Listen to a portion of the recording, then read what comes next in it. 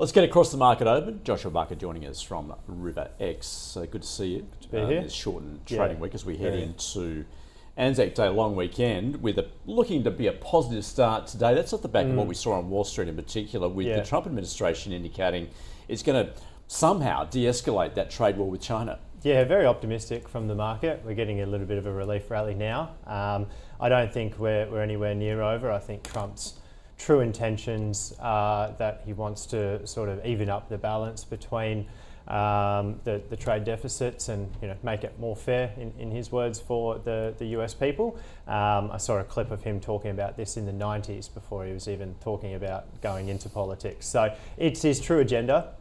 I don't think things like stock market performance and even debt restructuring are kind of coming second to that. This is something that has been in his mind for 20, 30 years apparently. So really interesting times. I don't think Trump's necessarily going to back down, and I think if you're playing the man rather than the hand, it's more so going to be him just backflipping back and forth, and the pressure's going to come again from him on China. He's not going to take lightly to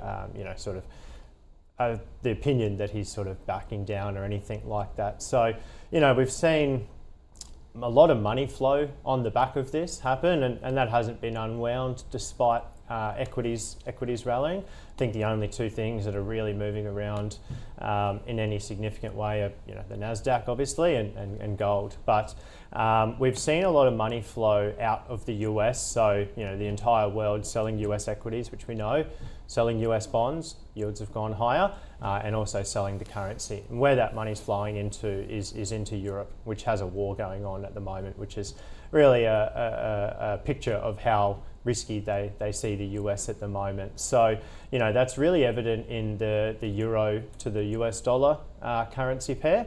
That's at multi-year highs at the moment, and the increase it's seen over the last couple of weeks has really been quite significant for a currency pair like that. Really interesting that the money's flowing out of that.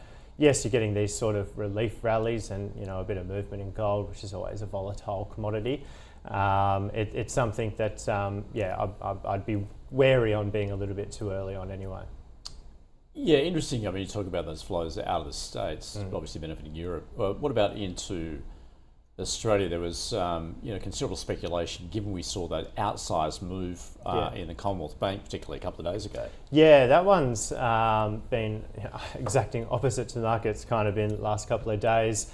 Markets down, Combank and gold up, and then we saw a reversal of that in last trading session. So, and again, it might go back the other way today. It's looking likely. So, really interesting. But I think the Aussie market has outperformed. I think the US is like one of the worst performing markets in the world. So it's not a big feat to say that Australia's outperformed the US, but certainly I think given the nature of a lot of our businesses, particularly our banks, which are not too interrelated outside of Macquarie with the rest of the global markets, particularly the US, I think that those company earnings and profits still continue on as they were before. You mentioned gold, and obviously we saw it eclipse another record of 3,500 US, and then of course some significant profit taking place, and as a result, that gold price has tumbled. And we saw hefty drops in the gold stocks yesterday. Yeah. So, you're thinking perhaps investors are going to see that as a buying opportunity? I think, to just change your wording slightly, I think traders will see that as a buying opportunity. I think that this volatility that we're seeing, is congruent with the top of a market. You're seeing that big movements down, big movements up. Really trying to guess where it's going to go next because it is so uncertain. And we're seeing a similar thing in equity markets right now with the Nasdaq in particular. So, I do think that it'll probably be more of a short-term trading opportunity. In terms of taking a long-term view, we could well be seeing the top of the market with that heightened volatility in that underlying commodity, and then obviously the stocks on the back of that too. Look, another commodity that's been on the move is uranium. evidenced by what we've seen of those uranium stocks, with that the spot uranium price actually taking further fall there. Yeah. What are you seeing in that particular part of the market? Yeah, very volatile. I mean, those companies are always volatile, but 25% in a day yesterday from Paladin was interesting. It actually opened up about 60 cents higher, but then throughout the day pushed on another 30 cents. So, really interesting. They had an update from one of their mines, which was essentially increasing their production by about 17%. However, that was somewhat making up for some rainfall issues that they had earlier in the year. They have also got a bit of a class action going on, so there's still a fair few risks on that one. We do see a little bit better valuations in Boss Energy right now. It's trading at about 60% of the market cap that you'll get on a Paladin, which is justified because Paladin's production is significantly higher that it's going to achieve over the next couple of years.